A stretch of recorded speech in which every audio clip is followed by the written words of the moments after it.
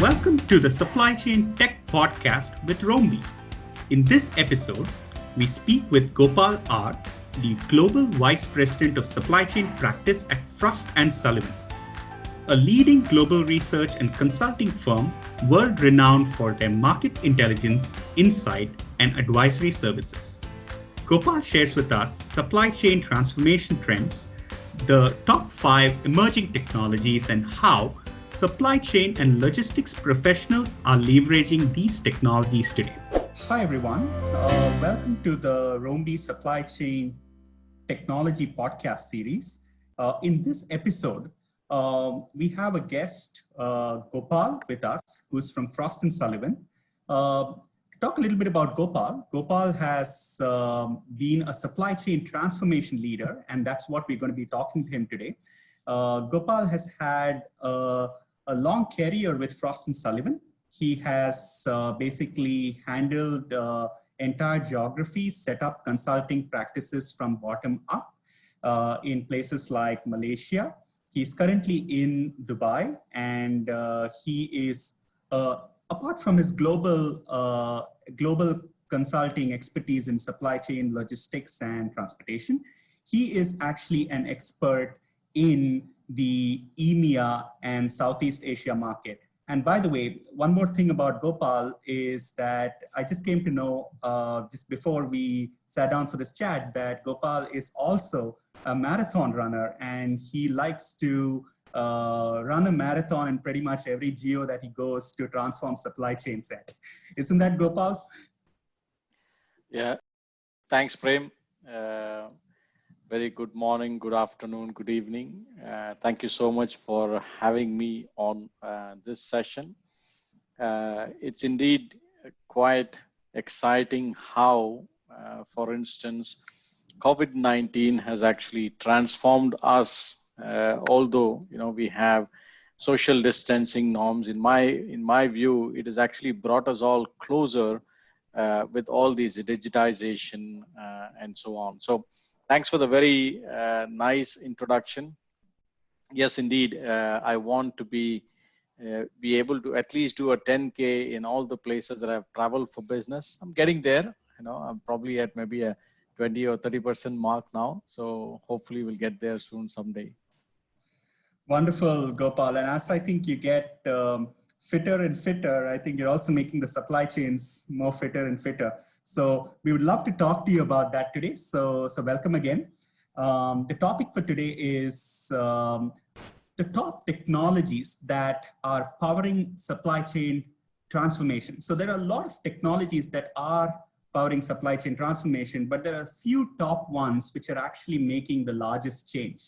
Right, Gopal? And so as a supply chain transformational consultant leader, I want to basically begin with understanding a little bit from you about what you define as supply chain transformation before we actually get into the technologies that power it. Yeah. Before that, a short anecdote, I would say. Back in 2011, I don't know how many people recollect the floods in Thailand, and those days in the Rayong area used to be a lot of the hard disk component suppliers. So there used to be some close to about 14,000, 15,000 odd companies and factories which used to be part of the supply chain of the large hard disk manufacturers. Now suddenly what happened was most of them were underwater, and the entire hard disk manufacturing was stalled, and they couldn't, the prices shot up, and there was significant challenges for almost all the large players.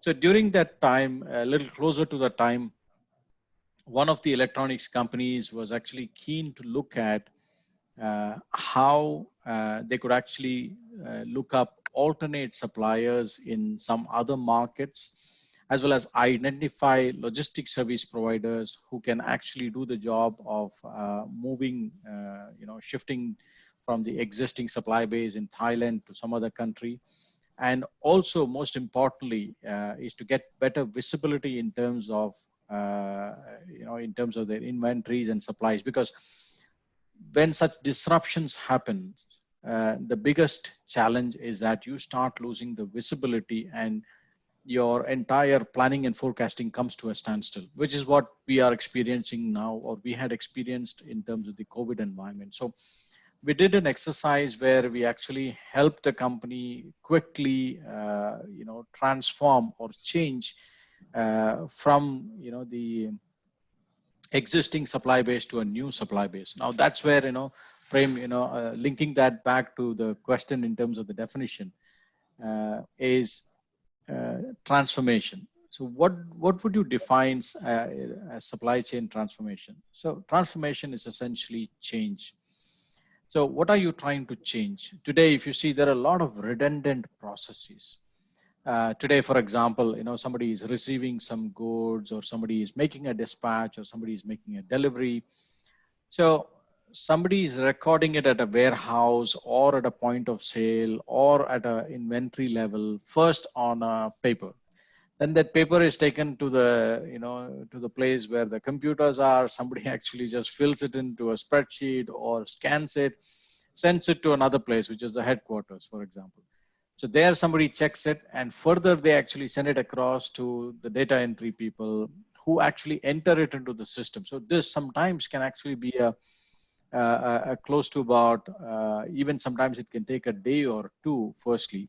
Second thing is it also impacts efficiency. So the supply chain transformation definition would be to actually eliminate the redundancies and improve the efficiency. That is what I would call as a supply chain transformation frame. Excellent, Gopal. That's a very unique way you think about this, because most of the times when people are talking about supply chain transformation, they're always talking about big budgets. How do you digitally transform your organization and so on? But I think you put it in a very, very simple manner to say that you take those efficiencies out of the system, which also now means that supply chain transformation can actually be modularized, and it's most relevant now in the post-COVID period, contrary to what people would think.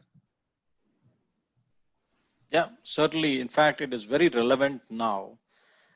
Even more relevant because if you look at, your earlier point, you were talking about, defining and then, what are some of the critical things. So one of the important things is the performance aspirations of companies. That is basically the trigger for any kind of a transformation. Now that performance aspiration becomes even more important in a post-COVID environment, because you have actually suffered significantly and you have lost complete visibility.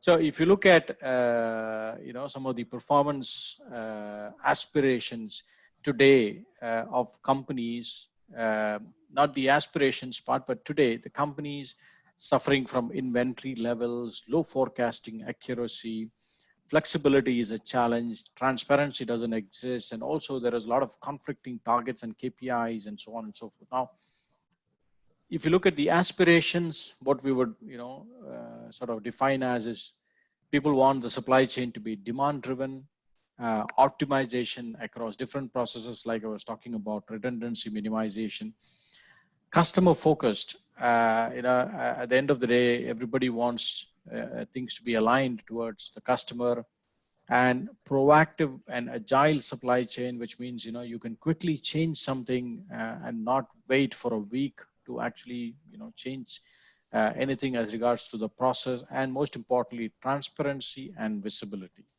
and overall having one integrated system. So these are some essential drivers in a post-COVID environment, which one needs to focus on to be able to actually have a good business case from a supply chain transformation aspect. Prem. Interesting, Gopal. And I know for a fact that you have talked about the role of technology, and this was in the Supply Chain and Logistics Arabia conference.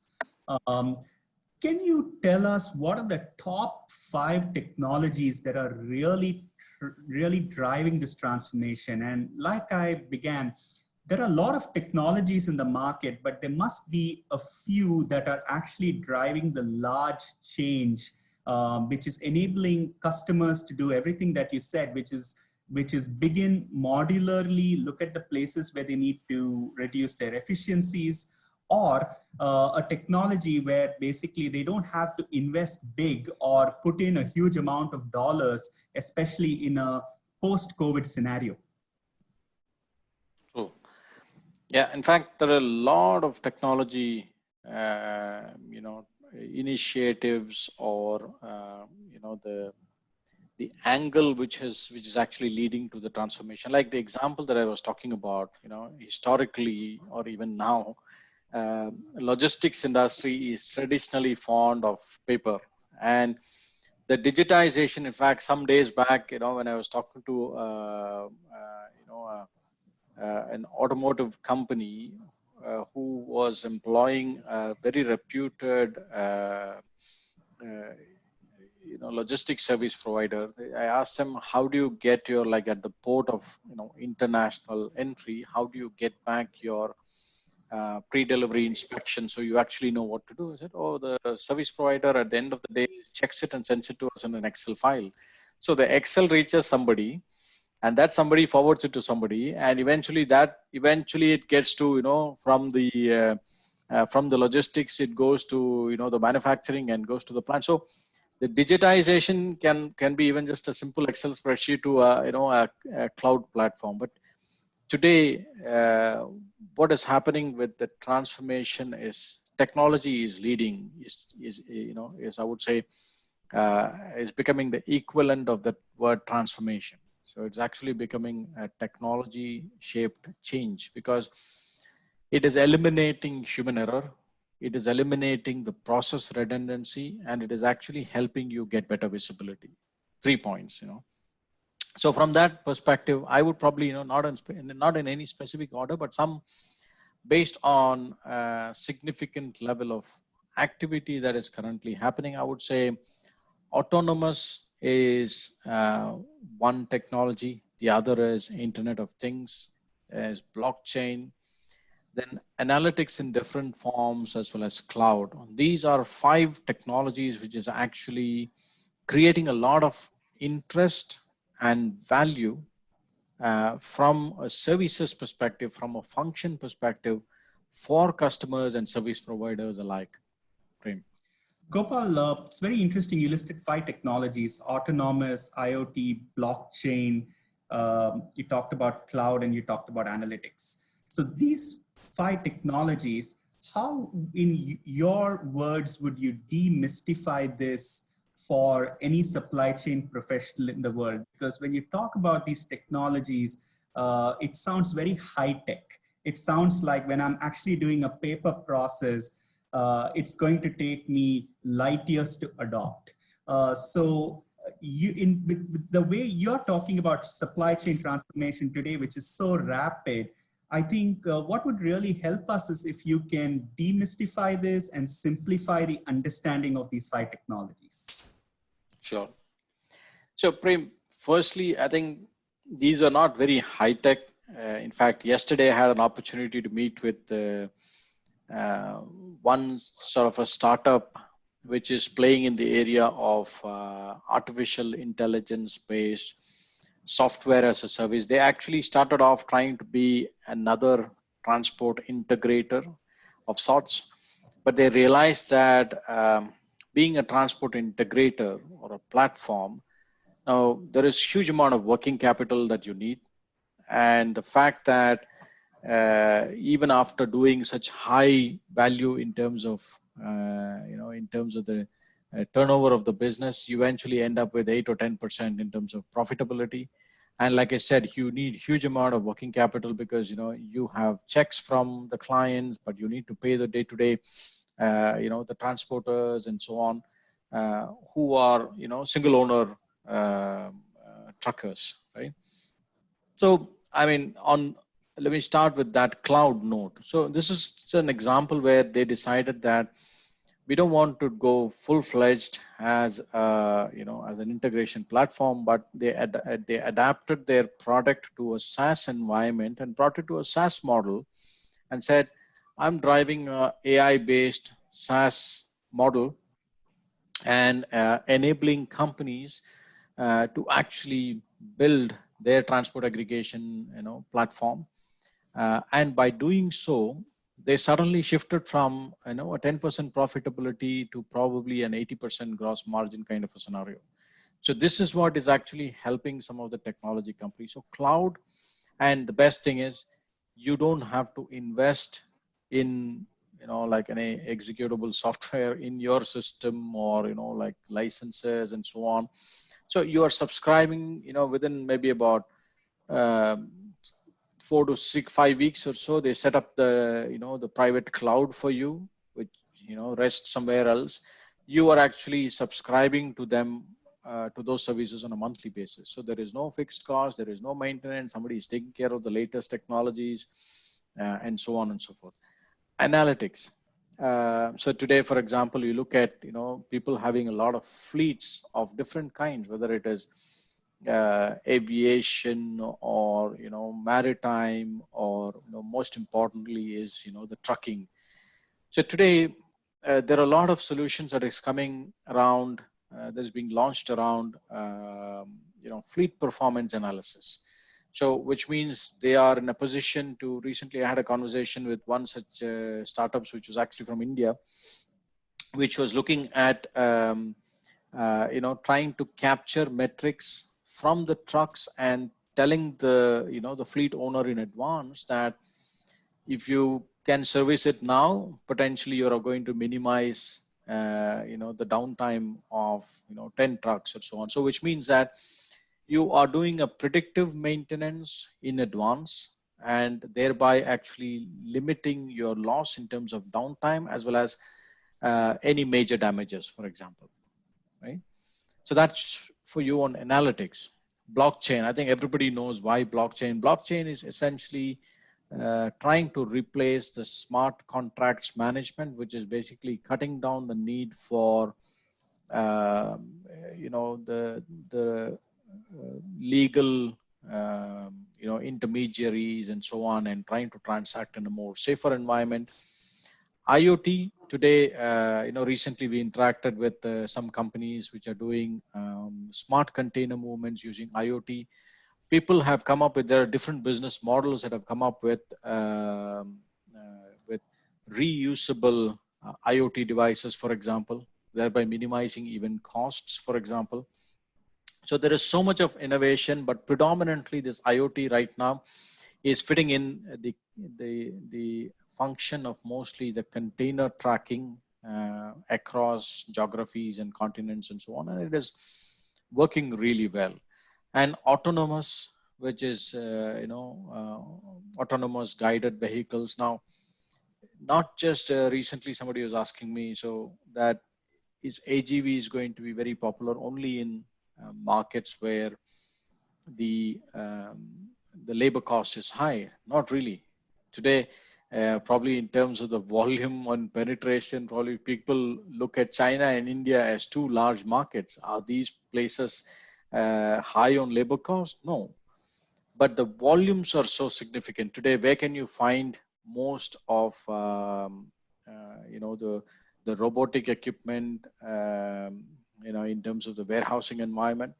It is mostly in case of e-commerce, etc., where the level of automation is expected to be high, and the volume of transactions is so significant. That's where China and India, for instance, otherwise if the volume is less, you don't need that speed, because today e-commerce has become all about speed. In fact, during the COVID times, we even had a scenario in one of the countries in the region where people got fined because they were not living up to the delivery commitments. So yes, customers got really irritated. And so these are some examples, Prem, of autonomous IoT, blockchain, analytics, and cloud, in terms of how they are actually playing a role in transforming the supply chain frame. Wonderful, Gopal. And that kind of reminds me, I was reading an article this morning which was talking about Amazon getting the FDA clearance. I don't know what level of clearance it was, but they got the FDA clearance to now deliver packages to your doorstep in the US. So I think a lot of the regulatory authorities are also now embracing these technologies. And I think we are living in a time where the go-to-market for these technologies is much faster, which actually brings me to my next question.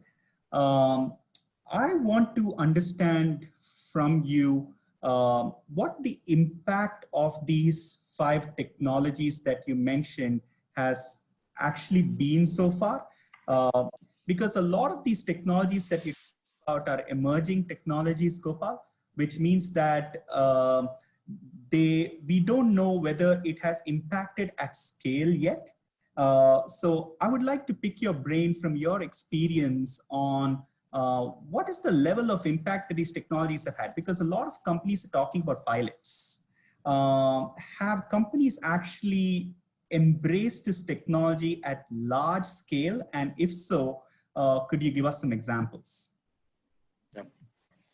So, Prem, firstly, I think irrespective of the region, I would say that these technologies, I wouldn't call these as emerging, but these are probably, there are emerging applications from a supply chain perspective. Perhaps from a supply chain standpoint, these technologies are trying to look for new applications. So that's where the readiness of the different applications might be different, Prem. So some applications could be very well entrenched. People wouldn't think twice to quickly tell you from the top of their heads in terms of when you talk about blockchain or autonomous. But in some cases, it could have varying degrees of adoption. For example, you take the case of autonomous. Now, I would say from a warehouse environment, the adoption may be different in different markets, but today, the robots in the warehouse have even created this new concept of warehousing called dark warehouses, which means, when they are moving around, you don't hit lights. And there are some food companies also which are using it because it actually, it ensures highest levels of hygiene, and consequently, they are able to demonstrate some additional value proposition to their customers. In terms of saying it is like even perfect case of COVID-19, they could say that it has not been touched by humans, for instance, contactless Yes. handling. So things like that. So today, the robotic involvement from a intra-logistics, which I call the movement within the warehouse, is actually picking up well. There is no surprises here.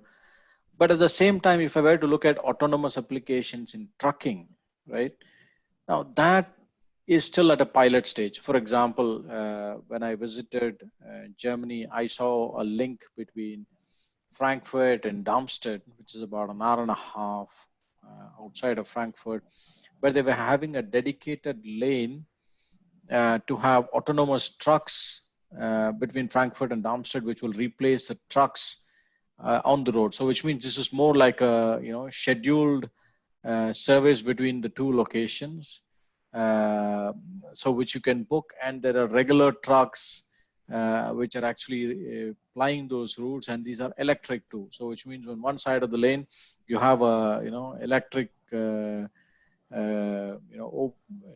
connectivity overhead for these trucks. Yeah, overhead connectivity for these trucks to ply. So that I would say today probably it is still in many places it is at a pilot stage. In some countries it might be very challenging to even execute something like those. What about IoT, Gopal? Because there's a lot of talk about IoT from manufacturing standpoint, from a logistics and supply chain standpoint, and you were also talking about multimodal shipments. So where do you see the market in terms of IoT adoption when it comes to supply chain and logistics? So, like I was saying, like I was explaining to you earlier, the IoT adoption, we had seen some companies earlier in markets like Europe, which are already very well established beyond the pilot stage and actually offering solutions for tracking container movements. So probably, there are certain geographic pockets where these companies are operating right now. And again, there are a lot of solutions which have come up in terms of reusability of these devices and etc., which is basically bringing down the cost of IoT applications and so on. So even for IoT or even blockchain has been piloted by some leading shippers, shipping companies like Maersk and so on. So I would say some of these technologies are at different levels of adoption depending on the application. Some applications might be at a nascent stage or emerging stage, as you would term it, but some are actually in the process of gaining rapid adoption because there is more value that one could actually derive. It is just a question of getting more or better economies of scale, as well as, in a lot of cases, these are technology companies which are also actively seeking funding to expand and so on. So it's like, they have to balance both sides of the coin, and you would see more of these develop in the near future frame. Wonderful, Gopal. So the blockchain that you talked about, for instance, could be a great solution for the same problem that you stated, where you have somebody entering something on a piece of paper, and then it goes through. Not only does your parcel go now through a chain of custody, but your information is also going through a chain of custody, which is not verifiable.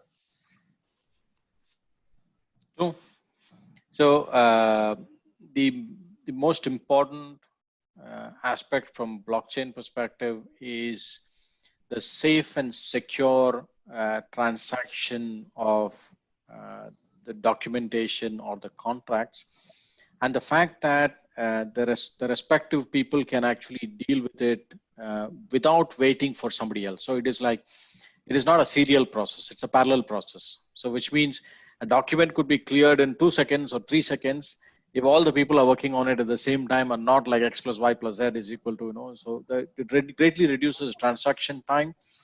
It simplifies, or rather it keeps it very safe and secure, so, but again, in some instances, people feel from a cost perspective, blockchain is not something that they would approach it so quickly. So that's why you will see that it is limited to very niche and very highly relevant applications. For example, slightly, digressing from the logistics, Dubai Land Department plans to actually use blockchain to have all your land land deeds on blockchain system, so that you don't need paper. Next time when somebody is buying and selling a property in Dubai, it's probably all electronic, and Wow. It is authorized by the buyer and the seller and the respective government departments that is involved. So which makes it extremely secure, right? Wonderful. Gopal, so you touched upon a very interesting point, which is the cost of scalability when you were talking about blockchain, for example. So can you tell us a little bit about how a company should be approaching ROI? What is the right, and I know this is your space, and you might actually be able to give us a lot of good guidance. Sure. I think this is more about the transformation and what makes sense from a transformation, I would say, because everybody knows one needs to transform, but why and how.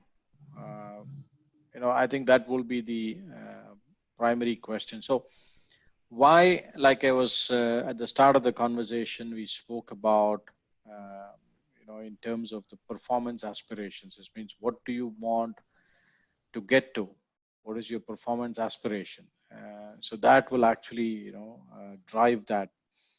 But if you look at it from a holistic perspective, so you're talking about three vertices of this whole construction, I would say. One is a market, the other is the process, and then the customer, right? So the technology transformation revolves around these three key considerations. By market, I would say, which is basically the regulatory angle as well as the competition, and by process, it will be internal as well as external, eventually delivering to the customer. So your technology transformation or supply chain transformation or digital transformation of the supply chain, whatever words you want to play with, but has to address the solution to the customer in a more simplistic manner. So which means at the end of the day today, for instance, if you're receiving a shipment, for example, things they are trying to make use of technology to simplify, saying click this link and and schedule your delivery.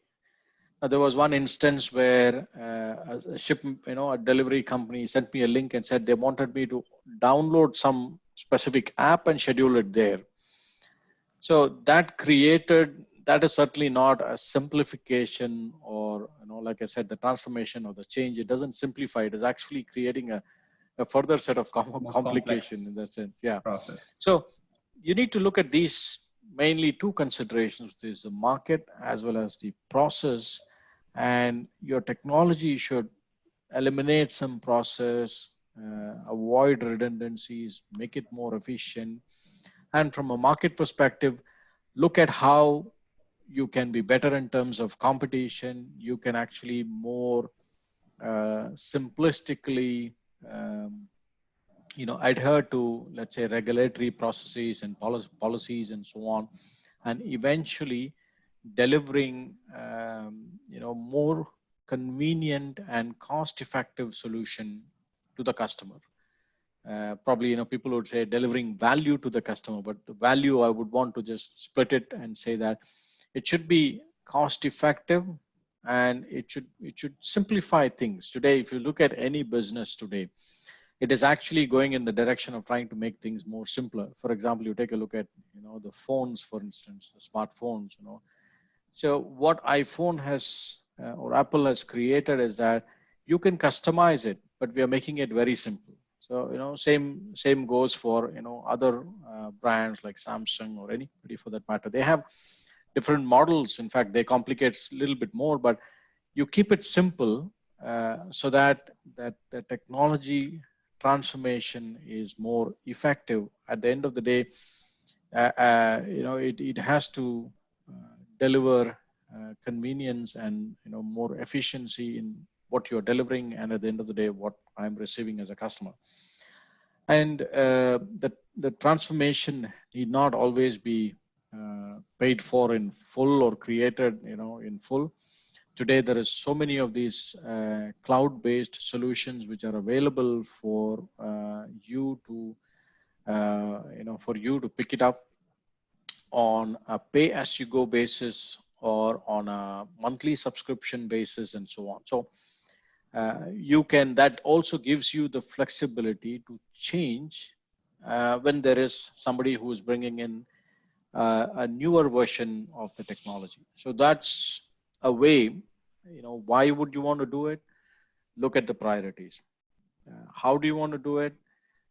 Gone are the days of like buying licenses and things like that. People are going in for let me try it for a few months kind of an approach, and the onus is on the developer to make sure that there is constant changes frame. Wonderful, Gopal. And I really like your point about simplicity and your example of Apple, because Apple completely got away with the feature of you having to close the app on your phone.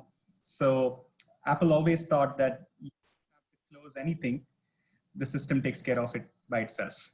So really like that point. So coming to my next question, which I was very curious about when you talked about the cost ROI and how do you address a problem, make it more simple and make it cost effective for your customer.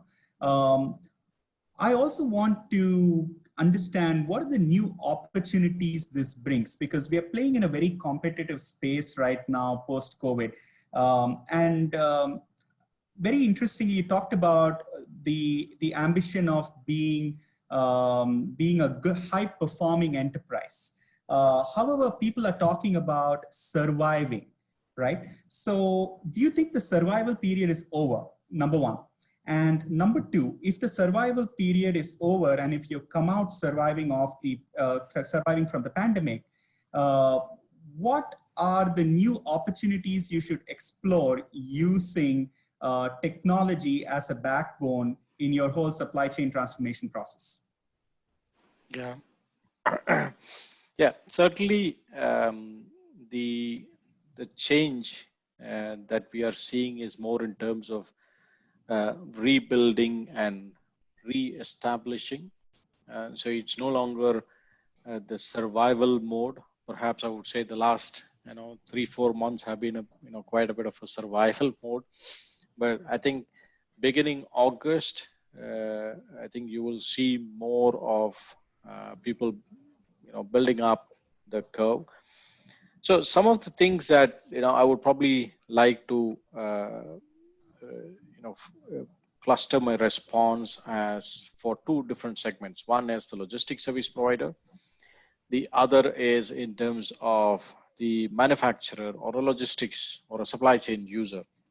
So from a manufacturing perspective, you'll see that people have realized beyond the traditional channels, there is new channels, to reach out to the customers, which they had not prioritized significantly, which can actually give you, as people call it, exponential growth, by using technology. So that is number one. You will start seeing, more of selling through these new channels.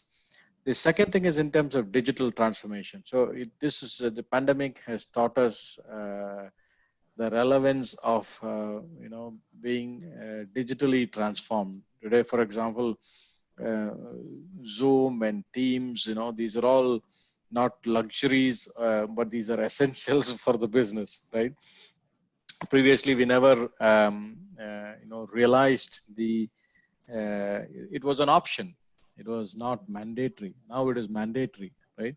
So the digital transformation is critical. Then the third thing is in terms of empowering their e-commerce business. Today, you'll see that a lot of enterprises will get into the space of trying to empower e-commerce of brands, because today those brands suffered some reputation issues, some delivery issues when they were part of a platform, for example. So today, a lot of brands are saying, I want to build my own e-commerce platform. So that is, that will be another shift that you would see. Then sourcing rethink.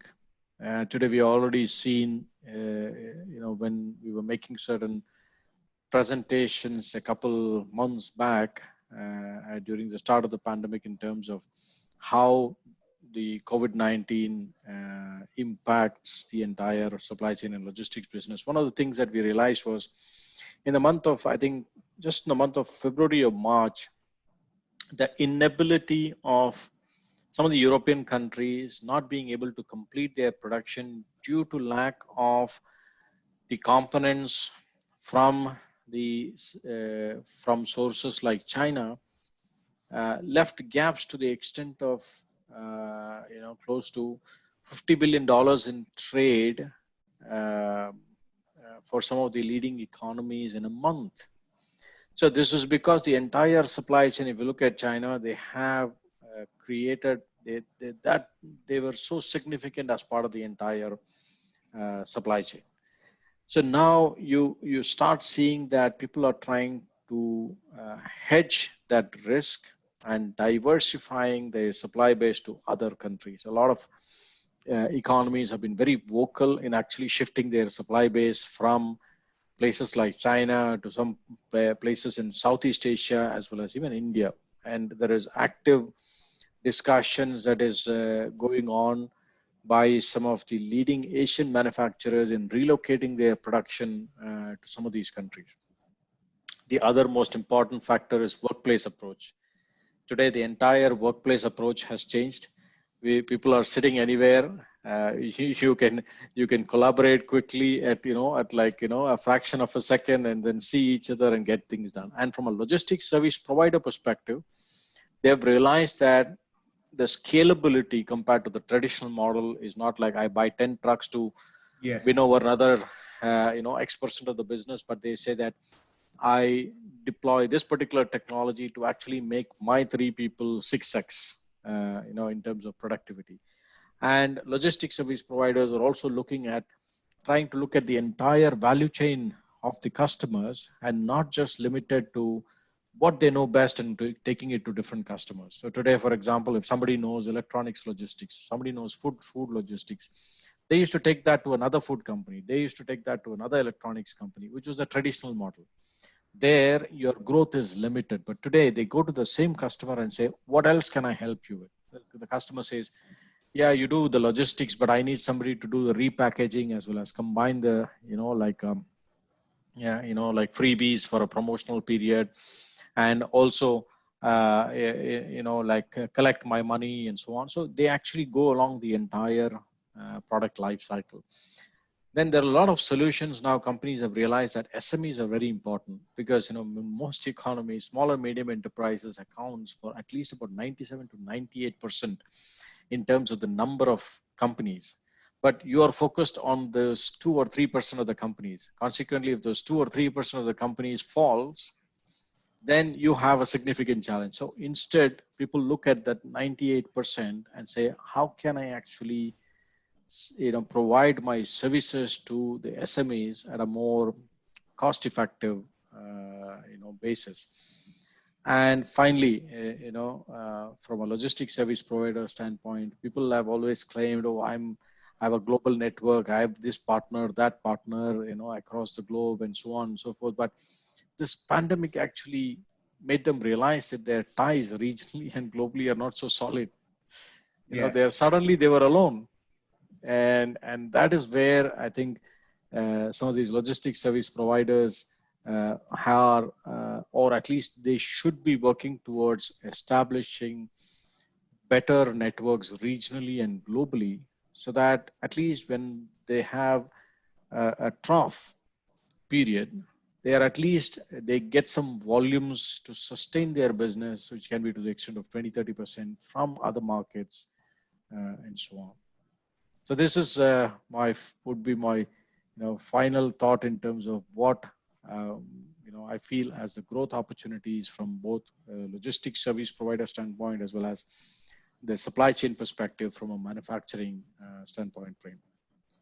Wonderful, Gopal. And this brings us to one of our experiences working with some airlines, where now because of visibility and visibility that is democratized, some of the passenger carriers are now able to very easily offer the same level of transparency in shipping cargo, which was actually the specialty of cargo airline providers. So I completely agree with you that this is going to bring a lot of new opportunities, and the best way that companies can approach it is through a lot of lateral thinking. So coming to my final question, Gopal, is we talked a lot about supply chain transformation and the technologies that drive it. So I think more than you leading the supply chain transformation consulting team, I think you've actually become a technologist yourself.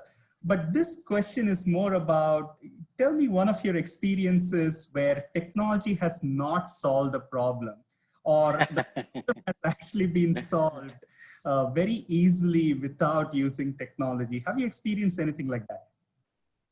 Yeah, I mean, there is a small, story. I don't know from which organization, but this is more of common sense. In fact, my view is, like I was telling you this example of my own experience of how technology should be. So it shouldn't end up complicating lives, but Yes. it should simplify. So one story that comes to my mind is like once there was this shop floor. So once there was this company manufacturing soaps. They received a lot of complaints that they found empty soap boxes. When the customers are buying it, they realize that, oh, they bought a pack of 3, then there wasn't any soap in one of the cartons. So it went back, and the manager, the head of the organization, brought in all the people and said, look, we have this unique challenge where our quality control is not so good. So we are missing soaps from the cartons. So he said, let's reward employees who are able to come up with some creative solutions. So then the next day, somebody walks up to him, a technician, a lady. She says, so I'm from the manufacturing team, and I have a small solution for you on this one. I said, what is the solution? So he said, finally, after this whole packaging is done, the conveyor, as the conveyor moves, and finally gets picked up in terms of lots of 3 or 6 or 12. So she said, I'm going to place a fan next to the conveyor. So it's a simple solution. So which means when there is no soap, they adjust the speed such that, the empty cartons actually flies away. So which means it doesn't reach the customer, right? So it's a very simple, common sense approach. I think at the end of the day, this is an example of how can you make things simple. If you are presenting in technology, and the first thing, if somebody starts saying that we are very unique and we are very different and we are, I think then you probably have to pause and really look at what they are trying to do. But somebody is coming and trying to give you a simple solution and say, look, I'm trying to solve this particular problem. Then it would make a lot more of an interesting business case as opposed to some technology which is trying to reinvent the same wheel but coming up with a different team and different set of tools. So that's some non-technology solution for you, Prem. Excellent, Gopal. That's a very interesting story, and I think it makes total sense that problem solving comes first. So to summarize our entire conversation, I think what we gathered from this is that supply chain transformation is not a big change. It's small changes which you take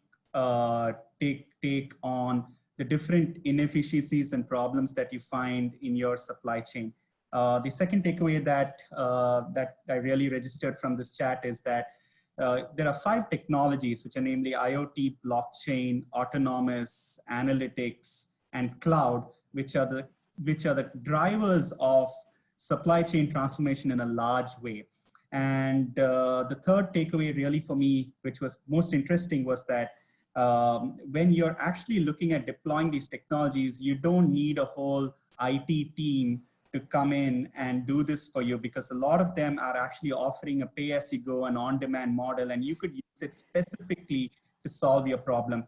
And the last and more interesting takeaway, at least for me, was your passionate thoughts about simplicity and the fact that don't use technology when you don't need to, like with the example you gave. So thank you, Gopal. Wonderful. And we look forward to chatting with you some other time down in the future. Appreciate your time. Thank you so much to the Rombi team, Damola, as well as the rest of the team, and to Prem for this interesting dialogue in terms of starting with the supply chain and ending with a traditional way of solving problems. So thanks for this opportunity. Hi, my name is Scott Mears, and I'm one of the hosts of the Supply Chain Tech podcast with Rombi. On this podcast, we talk to supply chain heroes from around the world about everything, ranging from the disruptions related to supply chains, their personal experiences with tracking technologies, strategies to build resilience, and much, much more. We already have some recommended videos for you to the side of me, and if any of this sounds interesting to you, do subscribe to our YouTube channel and hit the bell icon so you don't miss another Roby video. I'll see you next time.